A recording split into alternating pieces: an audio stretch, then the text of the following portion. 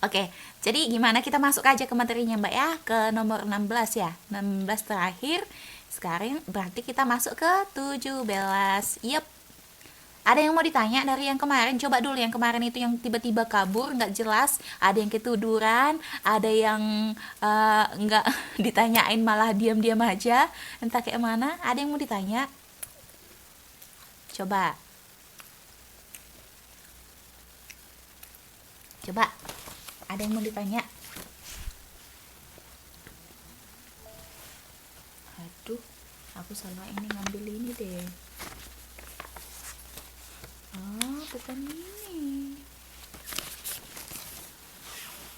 Sebentar, salah. Thank you, Rat. Ya, Mbak Mas Ayu, kok bingung Mbak? Tumben-tumbenan bingung. Biasanya nggak bingung nih. Apa bingung karena belum ini, belum ada dibaca atau belum ada dikerjain? Bingung kenapa? Aduh Mbak, aduh. Padahal gini saya mau ngasih soal baru loh Mbak. Soal kita yang akan kita bahas yang baru. Gimana dong? Coba nanti Mbak ini Mbak Mas Ayu ya. Coba dibaca itunya, jangan itu dilewatkan gitu aja. Kasihan nanti pas UN kan nggak bisa ngejawab gitu. Hmm. Ya Mbak Mas Ayu, Mbak. Halo Mbak. Iya, jangan nanti dibaca ya Mbak ya. Nanti kan 1 minggu ya, 1 minggu Mbak libur ya untuk Chinese New Year atau berapa hari Mbak? Coba nanti di situ dibaca deh itunya soalnya. Coba ditelaah gitu. Oke, jadi kita ini ke nomor 16 di situ coba kita lihat dulu soalnya. Saya besarkan ya sedikit ya. Nah,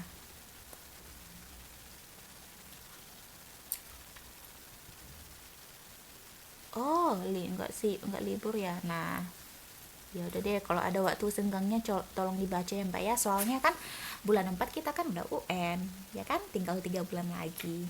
3 bulan lagi ya, 2 bulan lagi gitu. Nah, jadi di sini kita balik lagi ke ini ke nomor 16. Sebenarnya kita sudah membahas ini juga minggu yang lalu. Nomor 16. Di sini saya ingin mengulangi kalau di dalam nama di dalam nah, di sini dikatakan ada pertanyaannya dari pernyataan tersebut yang termasuk motif spekulasi adalah. Nah, kalau yang namanya motif spekulasi itu adalah tindakan mengambil keuntungan pada kondisi yang kurang stabil. Artinya, mereka berani untuk mengambil yang namanya resiko gitu. Jadi, coba dulu yang masih ingat jawabannya. Apa jawabannya? Iya, antisipasi ya benar juga Mbak Riri. Nah, dia berani ngambil apa namanya itu ngambil resiko meskipun sebenarnya keadaannya itu belum pasti gitu. Coba dari ini nomor 1 sampai 5 mana yang paling tepat jawabannya coba.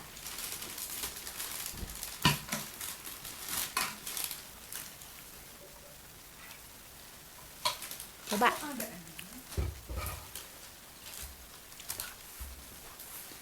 Iya, selamat datang Mbak Amini. Ya, silakan aja Mbak, tapi dengerin Mbak ya. Nah, katanya kata Mbak Bul, Mbak Riri itu jawabnya D. Mbak Bul ini kan hobinya makan aja. Kirim ke sini apa Mbak?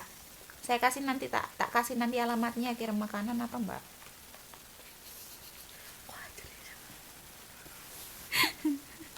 Oh iya ya.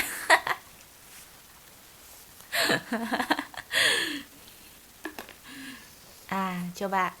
Nah, ada yang Mbak apa namanya itu Mbak Ayu juga bilang jawabnya D. Nah, sekali lagi saya ulangi, kalau yang namanya motif spekulasi itu artinya tindakan mengambil keuntungan pada kondisi yang kurang stabil. Nah, kita lihat satu persatu. Nah, yang pertama, Melinda membeli sejumlah keperluan pribadinya di mall. Dia termasuk apa enggak? Nah, coba. Enggak. Yang kedua, Aulia membeli sebuah mobil hasil dari pekerjaannya. Coba. Yang nomor 2, ya apa tidak? Tidak. Nah, yang ketiga, Firman menyimpan uang untuk mengantisipasi keperluannya mendadak. Coba.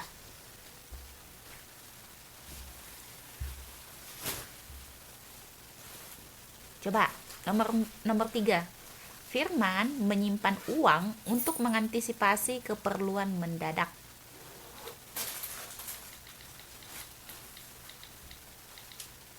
Coba, ayo. Tadi motif spekulasi itu adalah tindakan mengambil keuntungan pada kondisi yang kurang stabil. Loh, kok coba alasannya Mbak Riri mengatakan itu masuk, kenapa Mbak? Coba.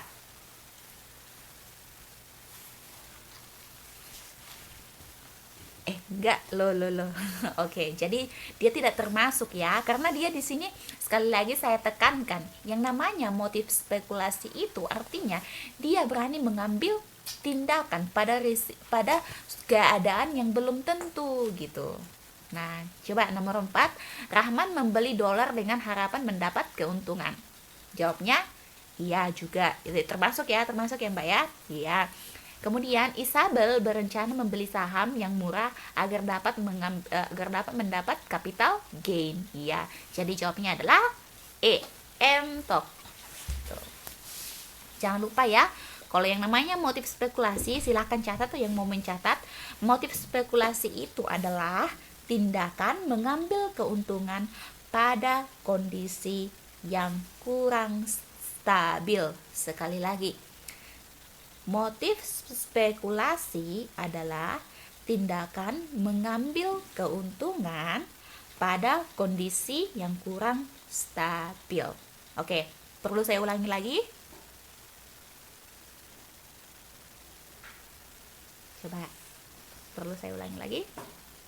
Iya, pemberani dia. Jadi nanti kalau misalnya pun nanti kalian pengen jadi pengusaha, kalian juga harus punya motif yang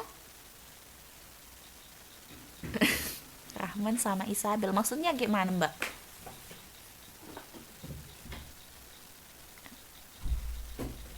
Rahman sama Isabel.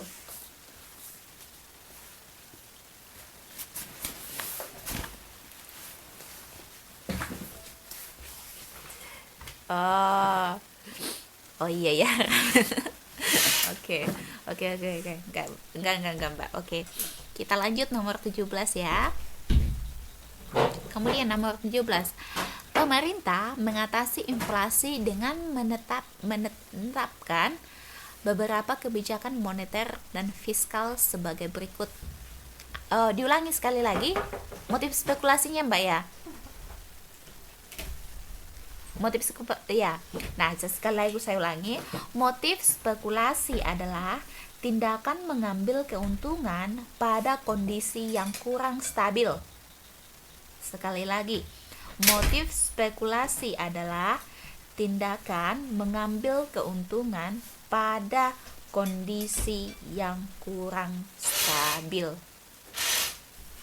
Halo Mbak Lala, selamat datang. Oke. Udah ya Mbak ya.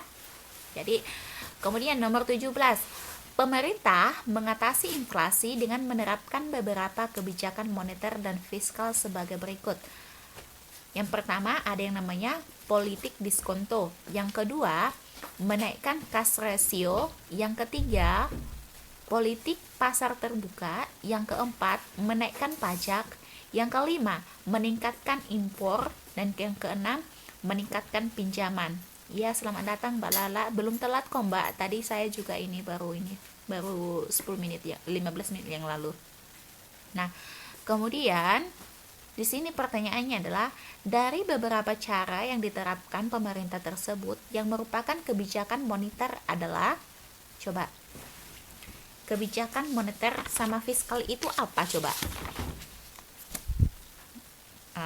Mbak Riri katanya B jawabnya. Tapi kita pahami dulu Mbak. Kita pahami dulu apa sih perbedaan antara kebijakan moneter sama kebijakan fiskal gitu. Ada yang mau ngasih pendapat kebijakan moneter itu apa, kebijakan fiskal itu apa? Itu kalau nggak salah di semester 3 atau semester 4. Ayo coba.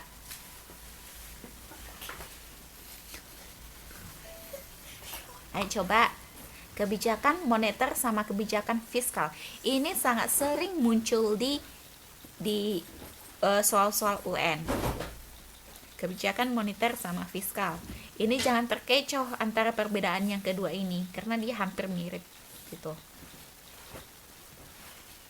Nah, oke, Mbak Riri bilang untuk mengurangi inflasi. Nah, yang untuk mengurangi inflasi itu apa, Mbak?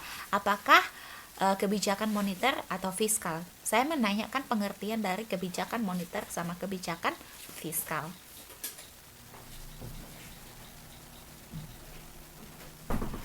Ayo coba googling.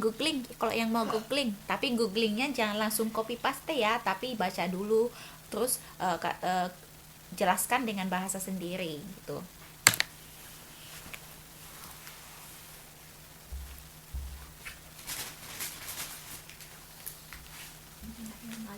Bisa dimakan.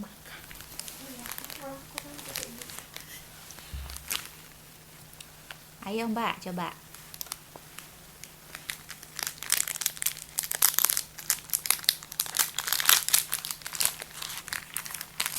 Aha, kata Mbak Riri, kebijakan mengurangi krisis moneter. Coba yang lain.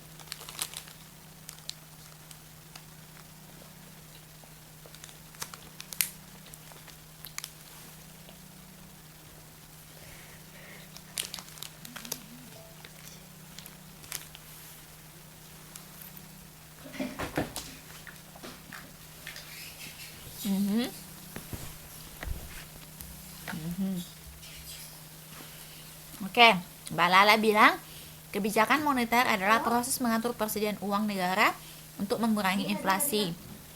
Kemudian Mbak Masayu bilang kebijakan untuk mengatur persediaan uang untuk kesejahteraan. Itu kebijakan apa Mbak Masayu maksudnya?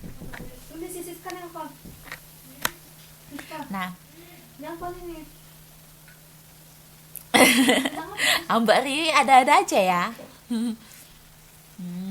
Oke, misalnya dalam inflasi. Oke.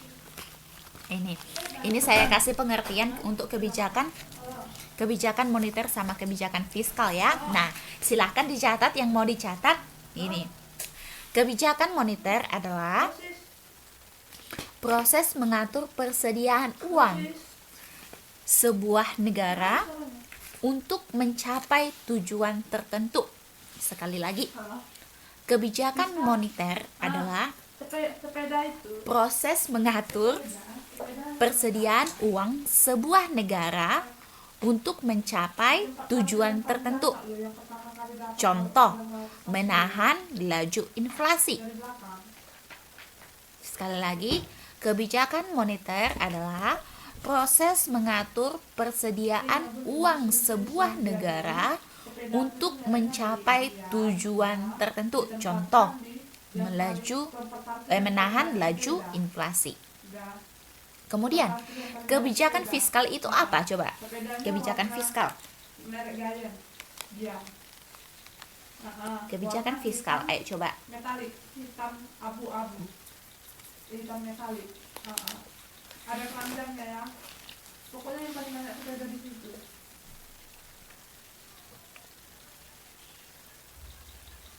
Kebijakan fiskal apa coba? Nanti kan pertama kan Bapak Zulharman tadi ngatur sepedanya, kan dia tahu kan? Nah, dari situ udah. Ini nanti masuk. Nah, enggak lah, sepeda Salman aku tuh nggak tahu, aku tuh nggak naik sepeda dia. Nggak dapat kami, nggak nampak. Udah kami cari udah tadi. Nggak nampak. Naik sepeda ini aku tadi. Jadi gini, udah masuk dari situ nanti kan. Pokoknya yang paling banyak pakai sepeda dari situ. Kebijakan fiskal. Nah, kebijakan fiskal itu apa, Bu? Coba. Udah ada dapat kan? Mbak Riri bilang kebijakan untuk mengatur uang negara. Mbak Lala bilang kebijakan fiskal bertujuan untuk menstabilkan perekonomian negara. Oke. Ada lagi?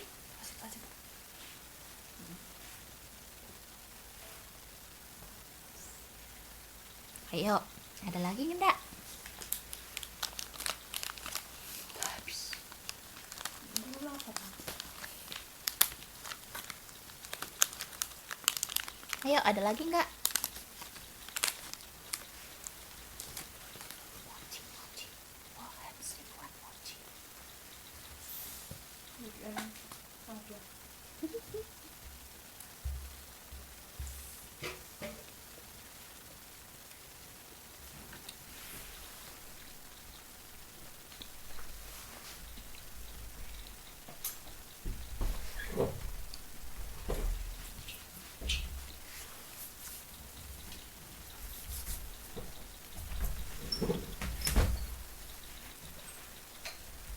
Ada lagi mau ngasih pendapat mengenai kebijakan fiskal?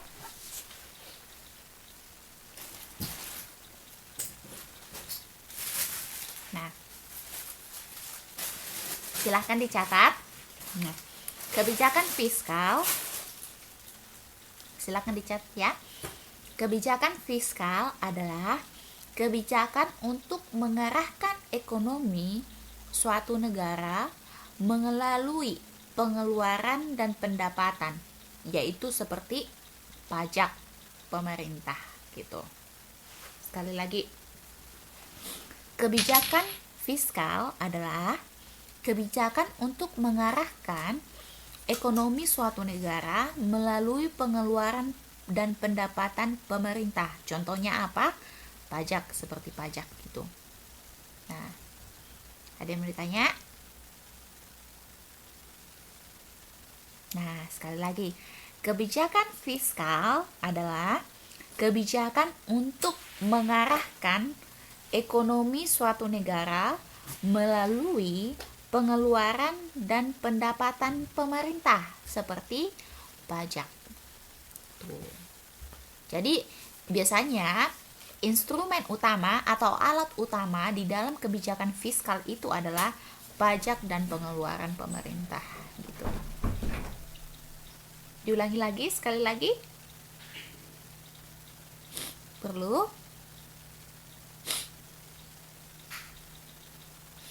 Oke, sekali lagi. Kebijakan fiskal adalah kebijakan untuk mengarahkan ekonomi suatu negara. Sekali lagi, kebijakan untuk mengarahkan ekonomi suatu negara melalui pengeluaran dan pendapatan pemerintah. Contohnya adalah pajak. Nah, jadi biasanya instrumen atau alat utama di dalam kebijakan fiskal, sekali lagi, instrumen atau alat utama di dalam kebijakan fiskal biasanya adalah pajak dan pengeluaran. Jadi alat utamanya biasanya itu adalah pajak dan pengeluaran. Nah, jadi kita lihat kembali ke soalnya. Dari beberapa cara yang diterapkan pemerintah tersebut yang merupakan kebijakan moneter adalah apa coba? Tadi kita sudah belajar tentang kebijakan moneter. Kita sudah paham ini pengertian kebijakan moneter. Jadi coba yang mana? Oke, Mbak Riri bilang yang lain coba. Apa? Ayo. Coba.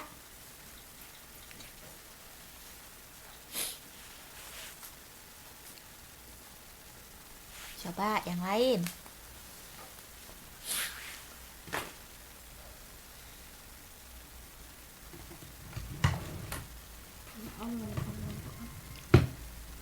Ayo, coba. Mbak ini, Mbak Bul. Mbak Bul masih makan, Mbak? Bagian apa, Mbak? Mbak Bul, bagian apa, Mbak?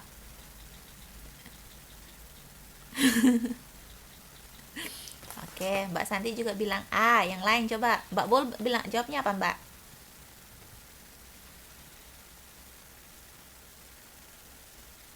Ngikut-ngikut aja dah. Oh, Mbak Ayu bilangnya B. Coba. Nah,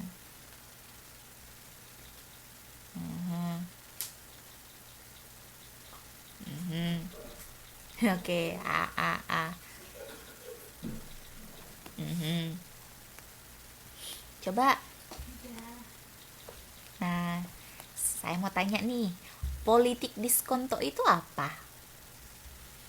Politik diskonto itu apa? Coba.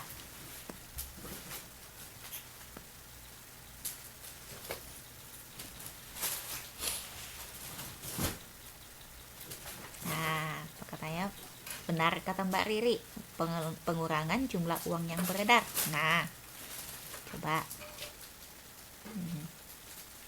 Oke, jadi tadi dari semua tadi yang udah ngasih pendapat cuma Mbak Ayu yang beda ini jawabnya. Mbak Ayu bilang dia jawabnya adalah B. Coba dulu kita tanya dulu pendapatnya Mbak Ayu, kenapa dipilih jawabnya B? Ayo, kenapa pilih jawabnya B?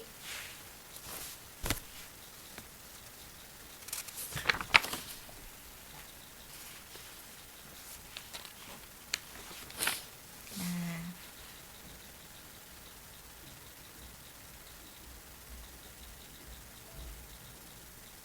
sementara tadi kan kita sudah pahami kalau yang namanya kebijakan moneter adalah proses mengatur persediaan uang sebuah negara untuk mencapai tujuan tertentu. Nah,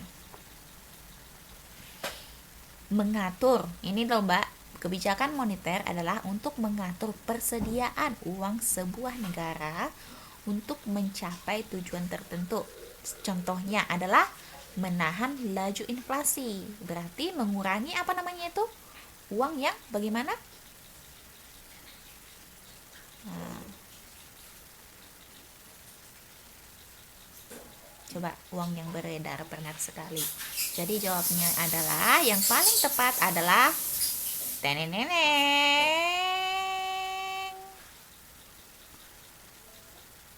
Jawabnya paling tepat adalah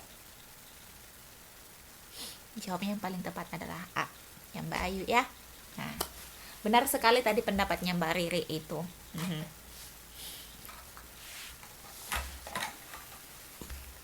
Oke, ada yang mau ditanya Mbak Ayu?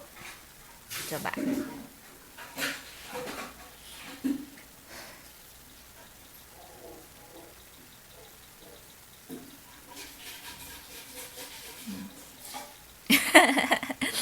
Kecapean ya Mbak ya, satu hari ya Mbak ya. Jangan lupa minum vitamin ya Mbak, jaga kesehatan. Oke.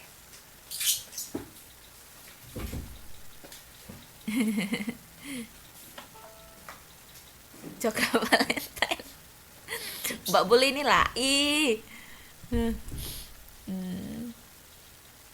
Oke, nomor 18.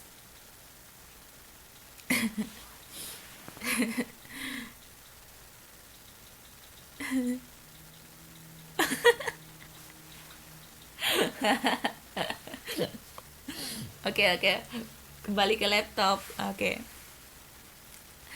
Di bawah ini adalah keberhasilan dan kegagalan pembangunan ekonomi di Indonesia. Nah, pembangunan ekonomi itu kita belajar di semester 3 atau 4. Jadi kelas setara dengan kelas 11 atau kelas 2 SMA. Jadi sekali lagi, di bawah ini adalah keberhasilan kegagalan pembangunan ekonomi di Indonesia. Coba kita lihat dulu yang pertama, 1, 2 dan 3. 1 2 3 4 coba.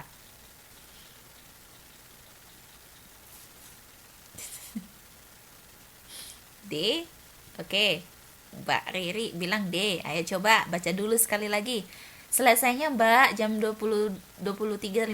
Tadi kan sudah saya post di itu di angkatan 1.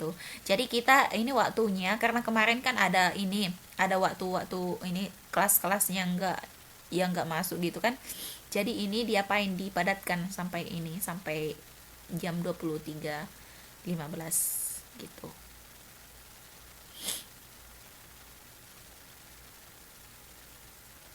Oke Mbak Riri, coba dulu baca sekali lagi Mbak, bagus-bagus Mbak.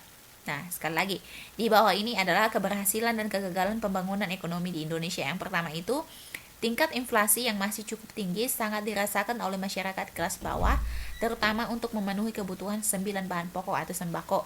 Oke. Aha. Oke, Mbak Santi jawabnya katanya. Yang kedua, pemerataan pendapatan nasional masih sangat mencolok antara masyarakat bawah dengan masyarakat menengah ke atas. Oke. Terus gagal. Oke. Yang ketiga, menurut menurunnya tingkat kelahiran yang merupakan keberhasilan program keluarga rencana yang dicanangkan sejak tahun 1970-an. Coba.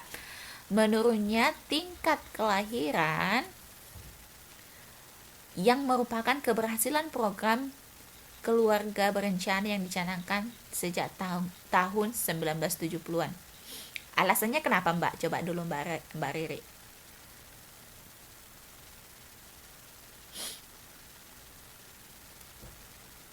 Coba Mbak Riri. Mbak Lala juga bilang jawabnya. Oke.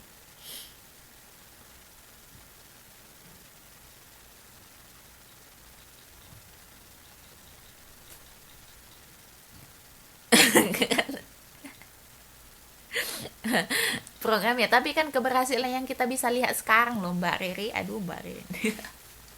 Bikin lucu-lucu aja dia. Oke.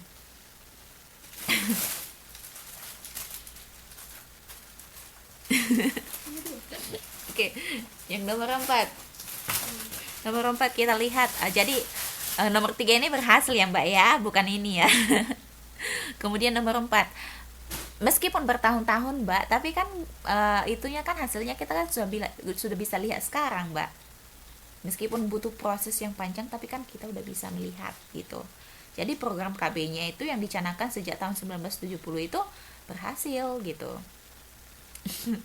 Kemudian nomor 4, meningkatnya masyarakat melek huruf akibat selesainya program wajib belajar 9 tahun pada akhir-akhir ini. Benar sekali. Jawabnya adalah Jadi kalau yang namanya nomor 2 itu gagal ya Mbak ya, karena masih ada di sini ketimpangan yang sangat sangat mencolok antara masyarakat bawah dengan masyarakat menengah ke atas. Jadi itu adalah gagal gitu.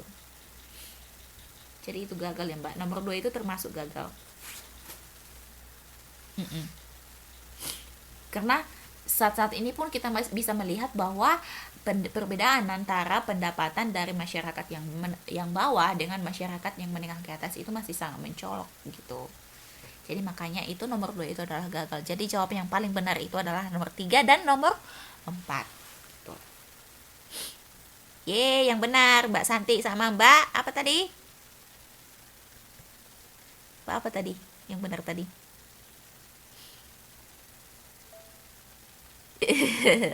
Mbak Lala, iya benar ya.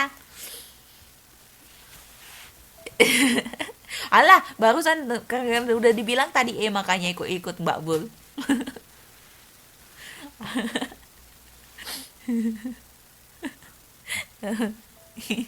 Iya selalu saya Mbak. Iya lah, Mbak Riri kan sukanya rame-rame.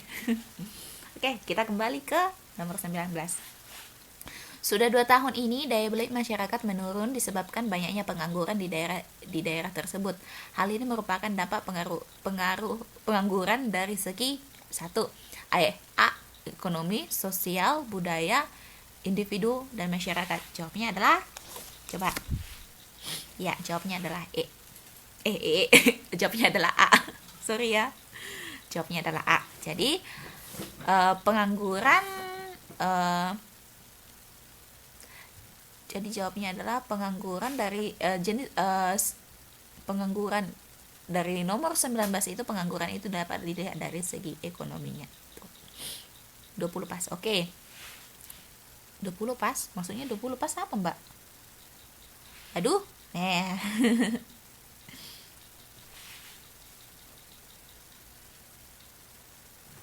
Nah, jadi ini oke, ini perhitungan pajak. Kita kembali ke coba. Ini ada yang ingat ini dipelajari di semester berapa coba?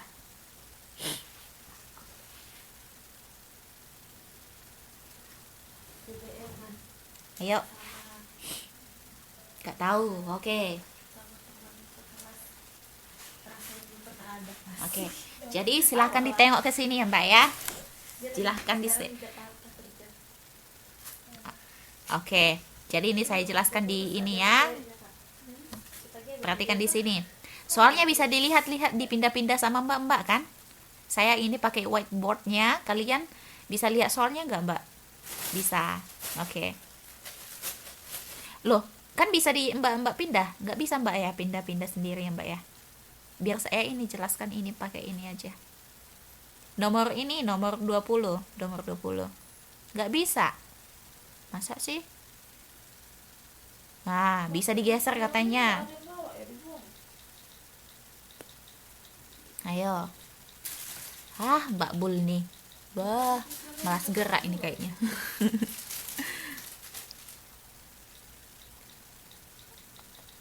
Nah, coba dulu yang udah ada megang soalnya, yang udah download, siapa yang udah download soalnya coba. Siapa yang udah download soalnya coba.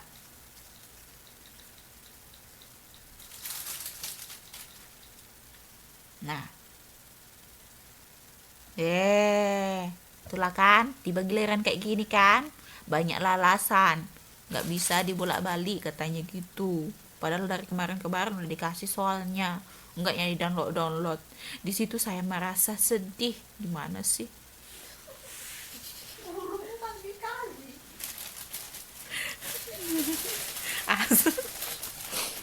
Ya sudahlah, ini ya.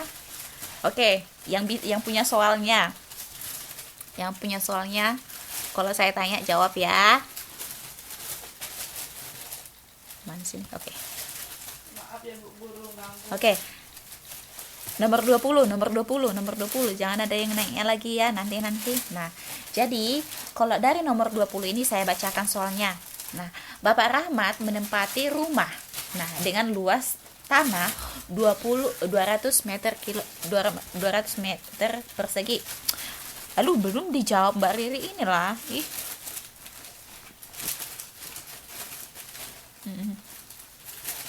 Jadi apa Mbak? Bikin apa nih? Oke, saya ulangi. Nomor 19. Saya ulangi nomor 20. Bapak Rahmat menempati rumah dengan luas tanah 200 meter persegi dengan nilai jual 400.000 per meter persegi. Luas bangunan 100 meter persegi dengan nilai jual 600.000 meter persegi. Nilai jual objek pajak tidak kena pajak atau NJOP TKP adalah 12 juta. Jika yang dikenakan pajak sebesar 20% dengan tarif 0,5%, maka besarnya PBB terutang per tahun adalah. Nah, jadi di sini kalau kita menelaah soal nomor 27 ini kita berbicara tentang apa coba? Ini kita berbicara tentang apa coba sekali lagi? Coba. Nah, ya saya tidak ini Mbak, nanti saya cari ini, saya menanya ini itunya, kita ini berbicara tentang apa coba.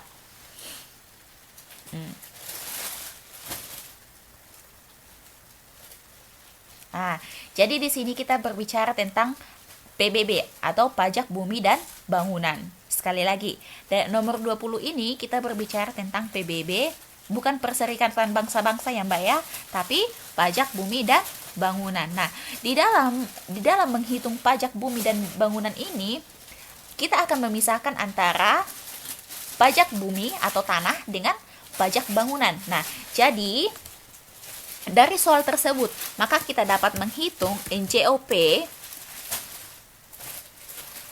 Mana sini? Bentar ya, Mbak. Oke. NJOP. Loh, mananya ini? Teksnya mana? Aduh, gimana sih? Jangan ribut lah. Ribut kita. NJOP. Nah, NJOP untuk bumi. NJOP itu apa? Ada yang tahu? NJOP itu apa? Coba. Nah, jadi NJOP itu adalah nilai jual objek pajak bumi. Nah, coba hitung di situ nilai jual objek pajak untuk bumi itu berapa? Nilai jual objek pajak untuk bumi itu berapa? Coba hitung. Ayo. Coba baca lagi soalnya, Mbak. Baca lagi soalnya. itu yang menjadi NJOP bumi itu di mana? Coba.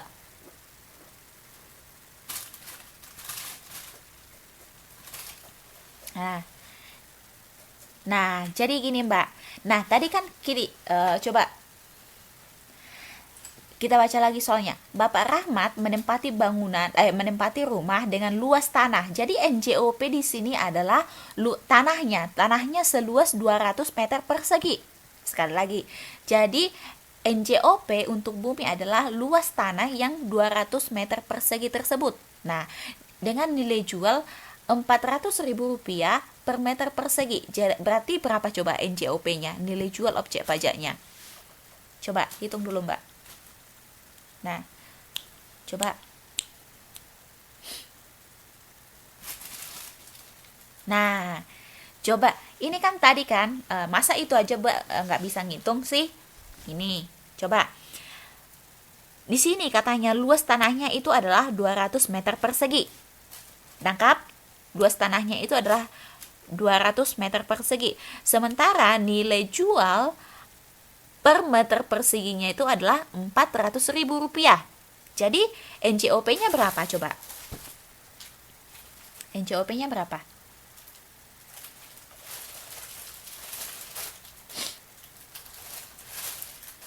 Ayo. NJOP.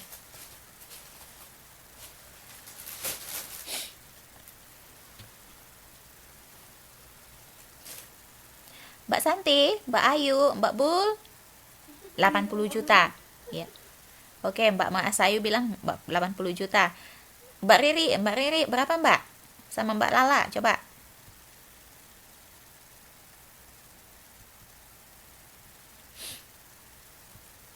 Rp80 juta. Nah, tahu dari mana dapatnya Mbak? Berapa coba? Dari mana dikalikan? Benar sekali. Jadi itu adalah dikalikan antara 200 meter persegi dikalikan dengan Rp400.000. Jadi hasilnya adalah 80 juta. Kita tulis di sini 80 juta. Oke. 80 juta. Oke, yang kedua. NJOP nilai jual objek pajak untuk bangunan. Itu berapa Mbak? Coba. NJOP untuk bangunan, coba.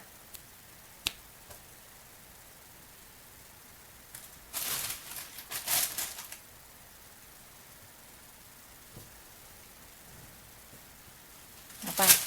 Coba.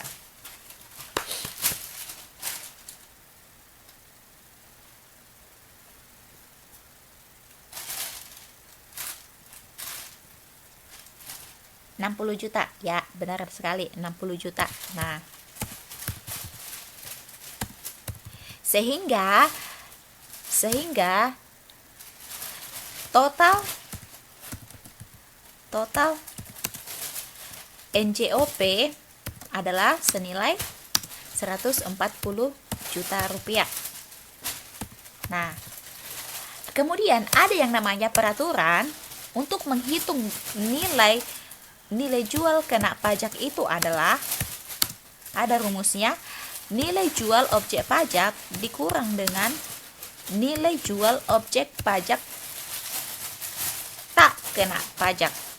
Sekali lagi, untuk mencari NJKP atau nilai jual kena pajak sama dengan nilai jual objek pajak dikurang dengan nilai jual objek pajak tidak kena pajak. Nah, jadi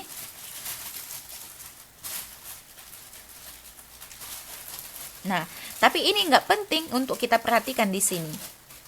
Tidak penting. Jadi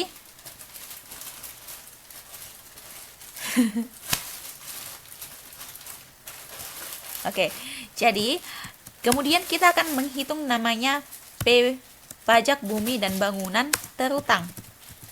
Karena yang ditanyakan di situ adalah pajak bumi dan terutang, ya kan? Jadi ada rumus untuk menghitung pajak bumi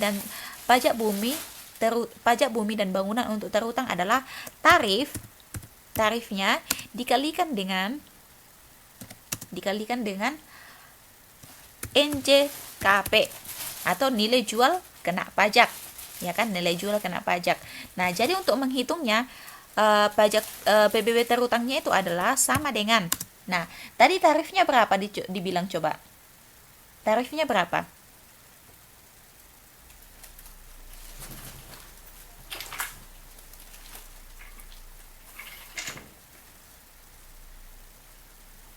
Coba. 0,5, benar sekali Mbak Santi ya, 0,5. Jadi tarifnya itu adalah 0,5 dikalikan 0,5%, 0,5% dikalikan dengan 20%. Nah, karena di sini sekali lagi kita bacakan, jika yang dikenakan pajak sebesar 20%. Nah, 20% dari mana? Dari ini tadi, dari 140 itu setelah dikurangi dengan nilai jual objek pajak tak kena pajak. Kemudian maka kita hitung di sini dia 20 dikalikan kembali dengan 20%. Nah, kemudian itu kita kalikan kembali dengan NJKP. Kembali lagi ke apanya ini, ke NJKP tadi. Jadi kita kalikan dengan 140 juta rupiah dikurang berapa tadi? 12 juta. 12 juta. Nah, jadi hasilnya adalah coba berapa? Hasilnya berapa coba?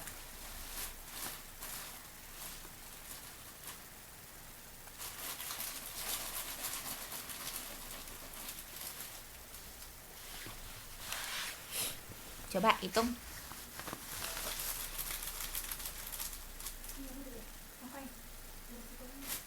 Kenapa? Nanti dipikirin gitu kapal pastinya nggak ada. Pasti sekolahnya. Dia baju lagi.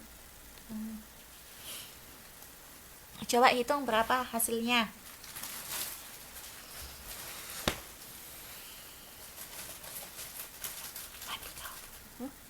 Udah mau jawab tadi ya kok ini.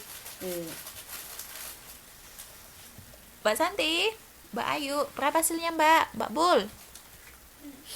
Udah mantuk orang itu. Saya lupa. Mbak Bul, berapa hasilnya Mbak? Mbak Bul.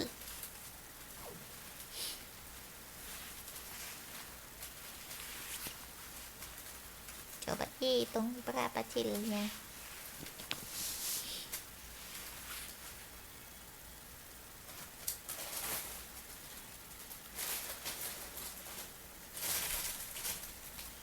Coba hitung berapa hasilnya.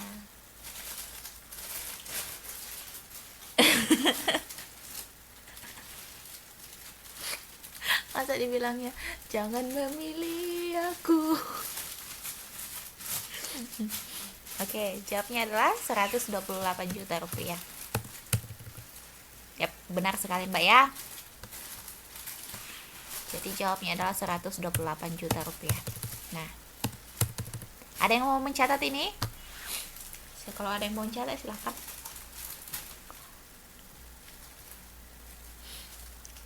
Coba hitung lagi deh Mbak. 0,5% dikali dengan 20%.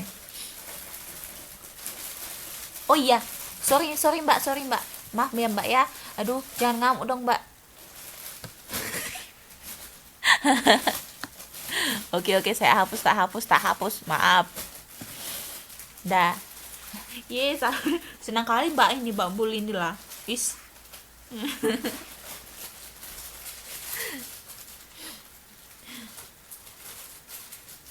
128.000.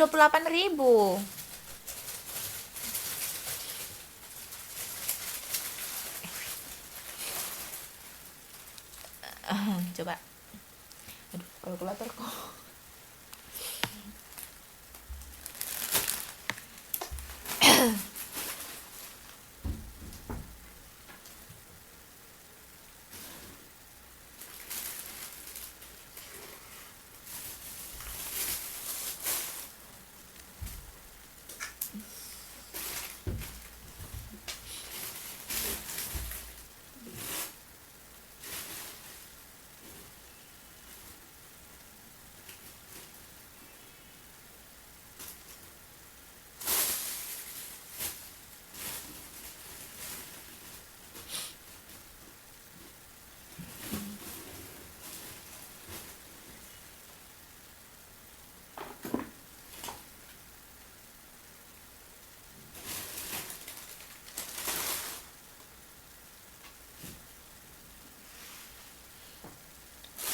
Nah, kalikan dulu 0,5% dikalikan 20% hasilnya berapa?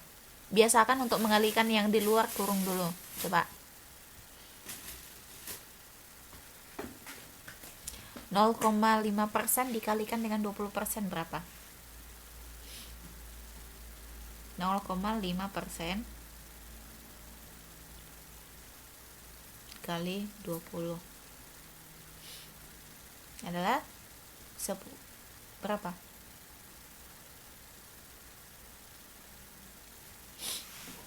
0,5 kali 10. Kemudian 140 dikurang 12 juta berapa? 140 juta dikurang 12 juta.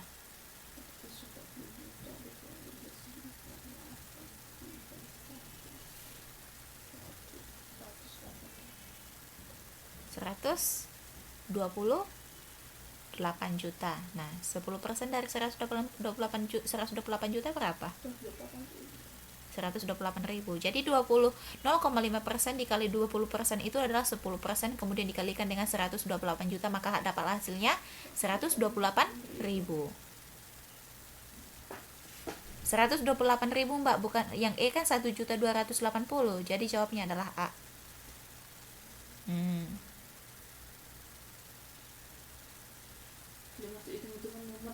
Ya. Iya, ya Mbak. Jadi jawabnya adalah A. 10% dari 128 juta. Iya Mbak.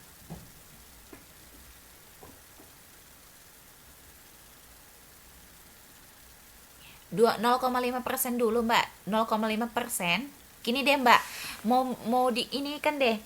Kan ini kan saya udah nuliskan di sini 0,5% itu dikalikan dengan 20% itu adalah hasilnya 10%. Coba sekalikan dulu deh. Coba kalikan 0,5% dikalikan 20%. Hasilnya berapa? 10% enggak? Setengah dari 20% itu deh. Itu aja apanya. Karena 0,5 itu artinya adalah setengah. Setengah dari 20% itu berapa? 10 gitu.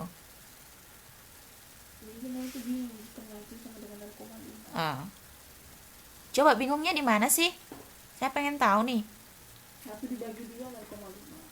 Coba bingungnya di mana? Kalau 140 dikurang 12 kan udah jelas dia 128 gitu. Coba bingungnya di mana coba? Karena ada persen-persennya itu. Coba yang mana bingungnya?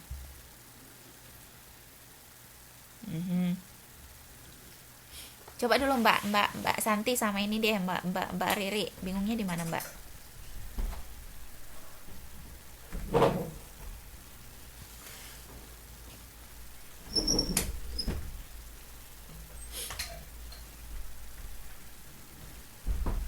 Kalau kalian mengalihkan ini kan artinya 0,5% dikalikan dengan 20% itu pasti jawabnya 10% gitu.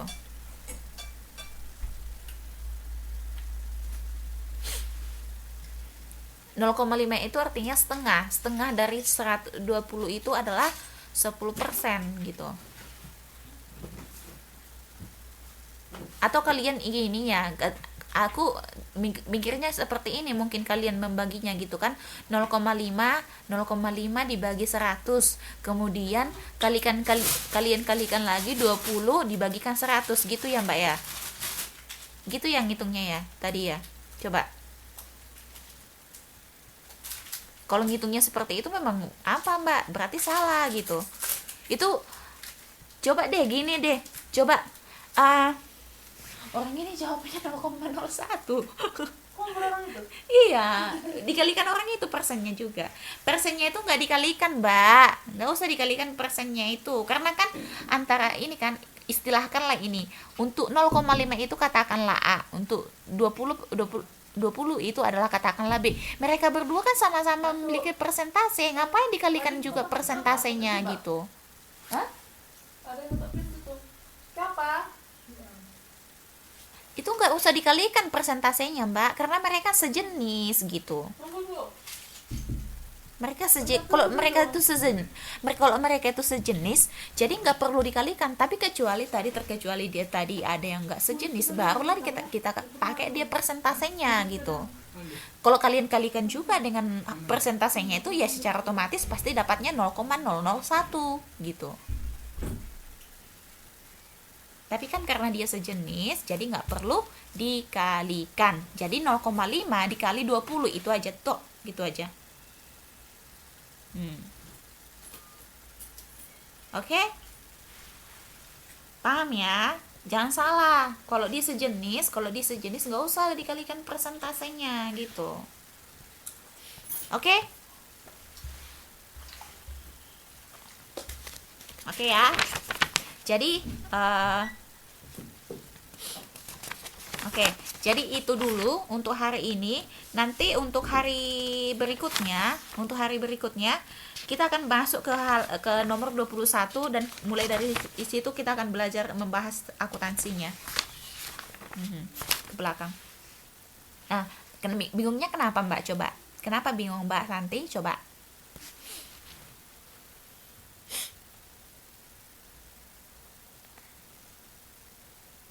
Halo.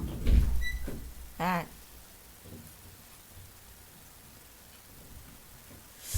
coba. Tadi kan benar sekali Mbak Santi tadi yang jawab pertamanya itu adalah A gitu. Memang A, benar jawabnya A gitu. Dan di saat itu kan saya belum kasih jawaban yang apa yang pasti gitu, yang benarnya gitu. Justru saya jadi bingung Mbak gitu. Justru saya jadi bingung kenapa Mbaknya ganti jadi E gitu.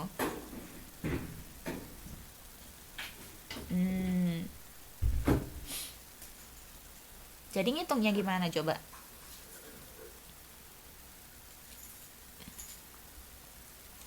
Itu bukan karena gini, maksud saya yang dikalikan itu adalah 0,5 dikalikan 20 Mbak, bukan persentasenya gitu.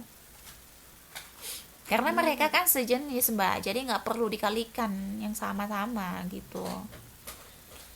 Kecuali tadi yang 0,5 itu 0,5% dikalikan 20 mungkin gitu.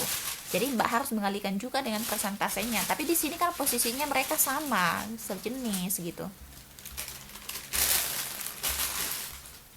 Jadi nggak perlu dikalikan.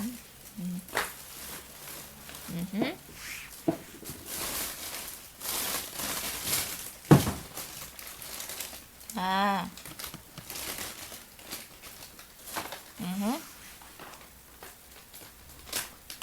Oh. Nah, jadi ini aja deh Mbak. Nanti biar nggak bingung aja, biasakan aja deh, gini aja deh. Kalau menemukan perhitungan seperti ini Mbak, kalau Mbaknya ketemu sama perhitungan seperti ini, gini aja saya kasih solusinya aja. Mana yang di dalam kurung, mana yang ada di dalam kurung, itu duluan Mbak kerjakan. Oke? Mana yang di dalam kurung itu yang duluan Mbak kerjakan. Nah, posisinya di sini yang di dalam kurung itu adalah 140 juta dikurang dengan 12 juta. Hasilnya berapa? 128, ya kan? Jadi hasilnya sini 128, saya kasihnya aja deh, 128. Jadi dari sini kita bisa melihat berarti di sini 0,5 tetap dia 0,5% dikalikan dengan 20%, berarti dikalikan lagi dengan berapa? 128 juta.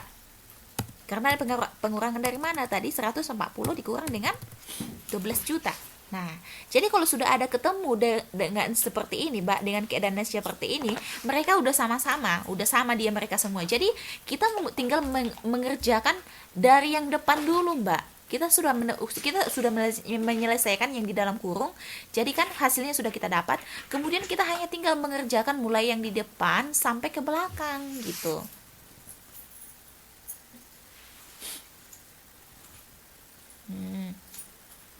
Dipakai Mbak, dipakai. Kenapa nggak dipakai yang 20% itu gitu? Cuma di sini posisinya yang dikalikan itu 0,5 dikalikan dengan 20 gitu. Dipakai dua-duanya Mbak. Kalau 0,5 dikalikan dengan 128 itu hasilnya nggak dapat 120 ribu pasti hasilnya hanya sekitar 60-an 60-an sekian lah tapi kalau dia kan dikalikan dengan 6,5 dikalikan 20 itu kan jadi 10%, hasilnya 10%, berarti 10% dikalikan 128 juta dapatlah dia 128 ribu Oke. Oke Mbak. Oke ya. Jadi nanti pertemuan selanjutnya Mbak, kalau bisa ya hari Minggu ini kita masuk ya Mbak ya. Kalau bisa hari Minggu kita masuk. Di jam yang sama. Kita akan bahas mulai nomor 21.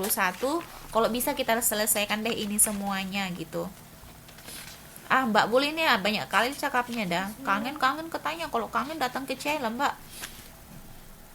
Kalau bisa kita masuk ke ini, biar kita selesaikan ininya soalnya. Karena minggu depan kita akan masuk 10%. 10% dari 128 juta berapa sih? 10% dari 128 juta.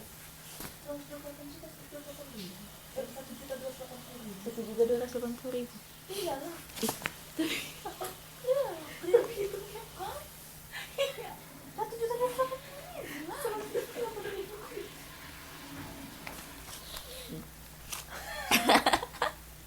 Aduh. Kecuali tadi kan kalau 128.000 tapi cocok. Tapi aku juga ngitungnya sih kemarin segitu sih. 12.800.000 atau 1.280.000? 1.280.000. Apanya? Berapa tadi? Satu berapa? Apa ya? Berapa hitungannya tadi? 128 juta. 128 juta ya. Sorry. Guru pun salah. Guru itu tadi muridmu bingung. Aduh. Juga bisa salah. Enggak apa-apa.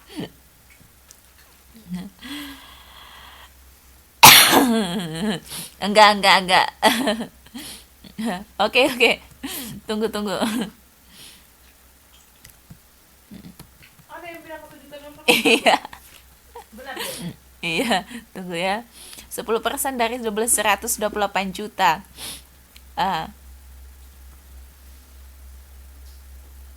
Tunggu. Saya juga jadi bingung ini jadinya. Aduh. Kurang kan ada kalau udah 2 April. Tunggu. 128 juta. 10%, 0,1. Pas lah 1.280.000.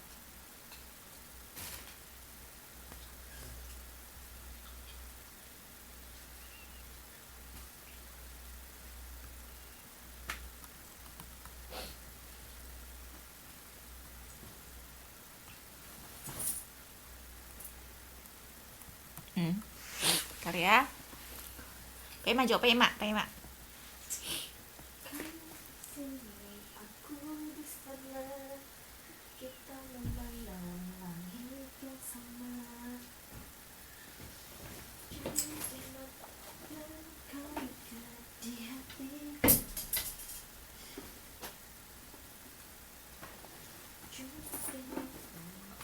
Gak sekali guru bisa salah. Oke.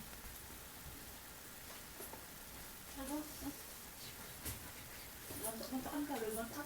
Iya tahu ya, aku sebenarnya kakak nih salahnya itu mula mau kawanin lagi 1 2 3. oh bisa lagi Oh, maaf Mbak. Kau nggak rajin. Halo. Nah, Mbak Santinya tadi benar ya Mbak ya, maaf ya Mbak. Jadi dapatnya adalah 128.000 rupiah, 128.000, maaf tadi ya Mbak ya. Jadi tadi dia hasilnya adalah 0,001 dikalikan dengan 128 juta maka dapat hasilnya 128.000. oh betul Oke. Tuh kan, iya Mbak, maaf. Udah. Ini baju kotor ya. Jawabnya A. Udah bau ini. Jawabnya Mbak A. Ih, Mbak ini Mbak bola, gitu tega banget dah. Tak cium.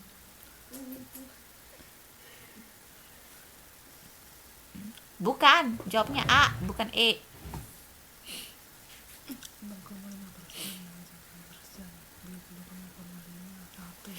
0,001 dikalikan 120.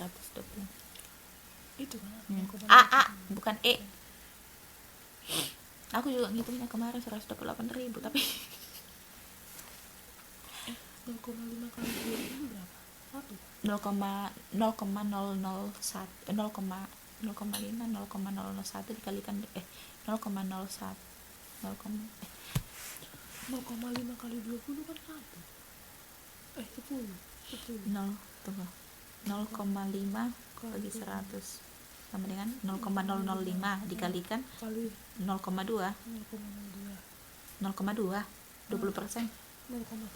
Nah. 0,01.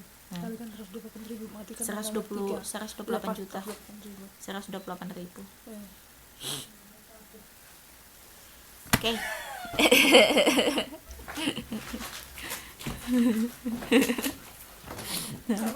Maaf ya Mbak. Oke, Mbak Santi, hari Minggu kita bisa masuk Mbak. Itu dingin kali yang satu.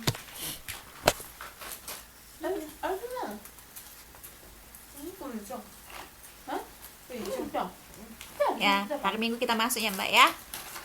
Hari Minggu jam biasa jam 9. Tolong Mbak Santi, saya ini kan pelupa orangnya. Tolong diingatin Mbak. Ya nggak apa-apa dong Mbak, Mbak Bul. Kita ini kesini. Ambil satu. Enggak lah. Iya, ambil satu. Punya bapak? Iya. Oh, kira punya dia. Mancung. Jadi gimana dong Mbak? Ini kan kita kan kelas kita banyak yang kosong dong. Tunggu saya ini deh Mbak. Saya sita aja deh waktunya Mbak. Gini aja deh Mbak Bul. Gini. Mbak Bul, Mbak Santi. Ini kan ya udah hari Minggu ini kita nggak masuk. Tapi untuk tanggal 14, 21 sama 28 kita bisa masuk Mbak. Hari Minggu. Gimana Mbak? Ini kok ya udah ke tanggal 7 kita nggak usah masuk, tapi tanggal 14, 21, 28 kita masuk gimana Mbak? Iya, ya udah saya pesannya 14, 21 sama 28 ya. Oke, tolong dicatat ya Mbak biar kita selesaikan aja nih bulan ini semuanya. Oke? Fix ya Mbak.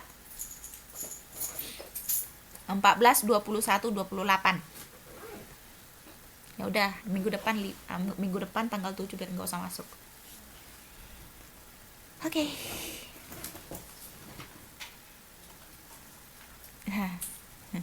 Iya biarin aja diborong semua. Oke. 14, 21 sama 28. Oke. Ya udah deh, selamat istirahat ya semuanya, selamat malam dan jangan begadang, jaga kesehatan. Cuaca semakin dingin, semakin gak menentu, silakan bagi yang kurang fit silakan diminum vitaminnya. Oke?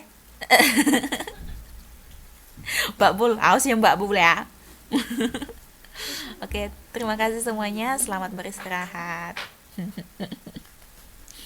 Penyiar berita.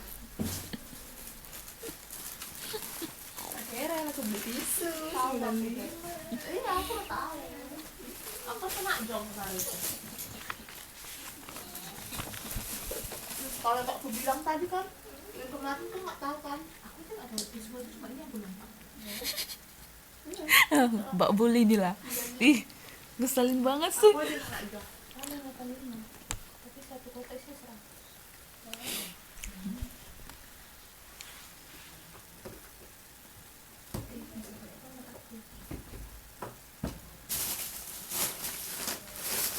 Nasi. Entah apa ya kok dia.